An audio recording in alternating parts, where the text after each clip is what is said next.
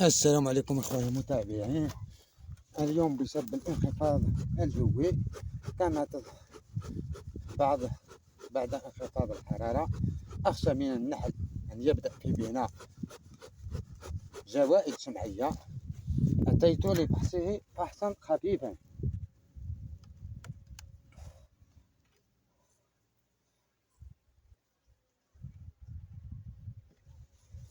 لأرى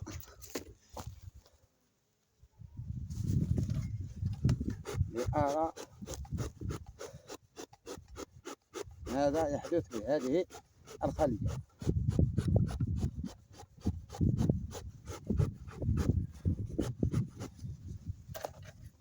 نفحص فقط الإطار الذي أضفناه سابقا. الأخطاء التي نقع فيها كثيرا هو عدم ترتيب الإطارات جيدا، مثل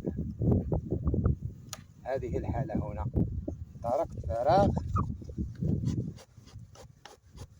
بين الإطارات.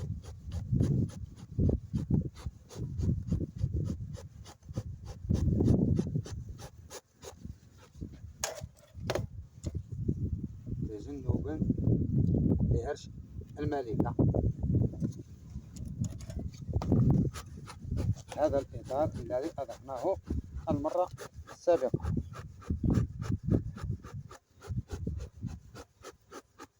لأتأكد هذا فقط، أفحص هذا الإطار فقط لنرى. نعم،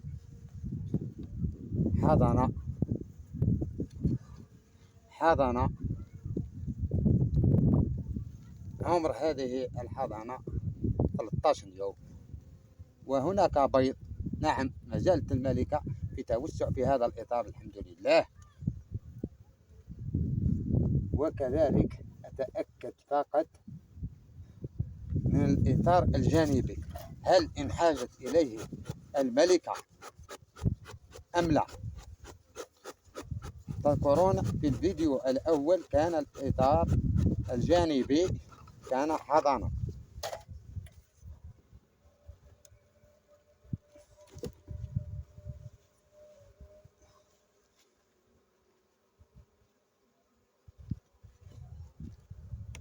نعم. وهل بقي في العسل أم؟ نعم، محصور في العسل فقط، هذا جيد.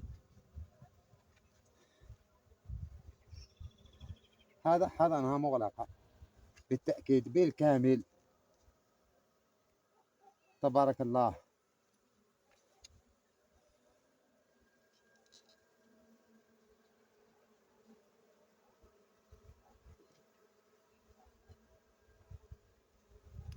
حضنة مغلقة بالطبع، هذا حضنة مغلقة يعني بدون فحص.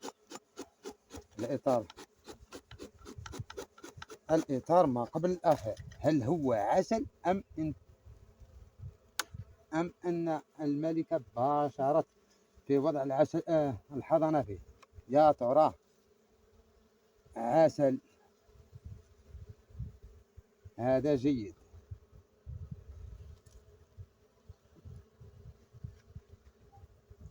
هذا بالطبع حضانة، وهذا بالطبع سيكون حضانة بالكامل.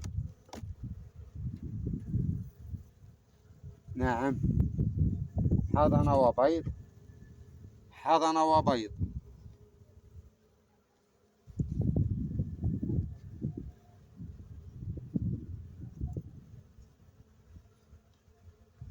حضانة حضانة حضانة حضانة، يعني بعد خروج 4 إطارات سوف تتحول أدنى كثافة نحلية 8 إطارات. وبما أن الفحص سيكون على المدى البعيد، هذه إطارات نووية بشريط من الشمع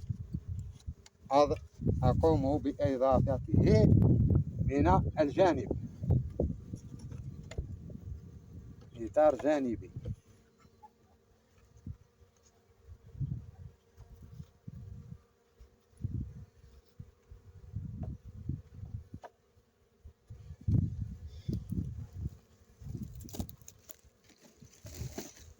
ثم أضيف هذا الإطار جانبا.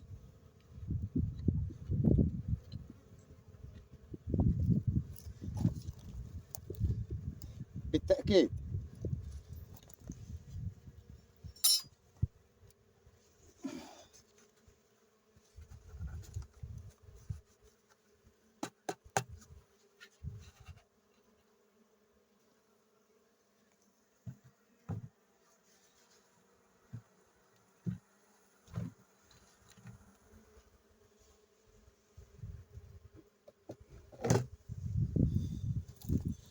الآن سأقوم بغلق الخلية، يعني قريبا سوف تفقس الحضنة، تخرج الحضنة وتكون على الأقل 8 إطارات نحل حاضن، 6 إطارات نحل حاضن، بمعدل كل إطار يعطينا إطار ونصف نحل حاضن، وبالإضافة إلى 6 إطارات إلى النحل المتواجد الآن داخل الخلية، تقريبا 7 إطارات نحل. يعني تكون الخلية بعد 10 أيام على 9 إطارات. لنفترض أن النحل السارح فقدنا منه نسبة 20% فقط أو 10%.